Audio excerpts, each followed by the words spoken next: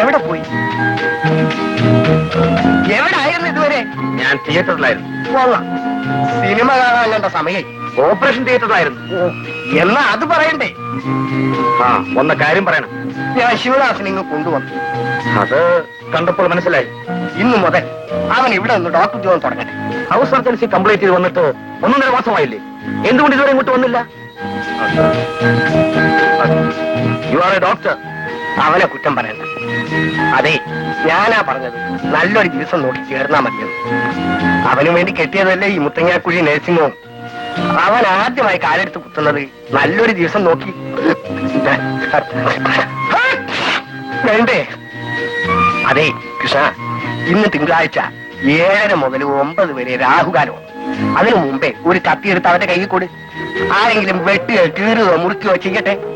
മകനിവിടെ practice ആക്കിയില്ലേ? ഞാൻ നോക്കിക്കൊള്ളാം. അല്ലാതെ ആദ്യമായി വരികയല്ലേ, അല്പം പരിഭ്രമം കാണും. പരിഭ്രമമെല്ലാം മാറും. നിങ്ങൾ പോയിക്കൊള്ളൂ. അല്ല, അതെ, ഇവിടുത്തെ പ്രാക്ടീസ് കഴിഞ്ഞ ഉടനെ എനിക്ക് അവൻ അമേരിക്കയിലേക്ക് അയക്കണം.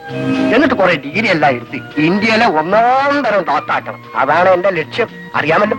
അതൊക്കെ ഇത് കഴിഞ്ഞിട്ട് ആലോചിക്കാം. ആ, നിങ്ങൾ പോണം. ആ, അപ്പൊ ഞാൻ അങ്ങോട്ട് ഏൽപ്പിക്കുന്നു. ആ,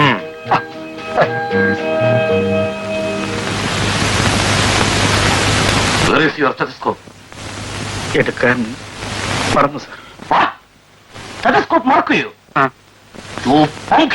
യെസ്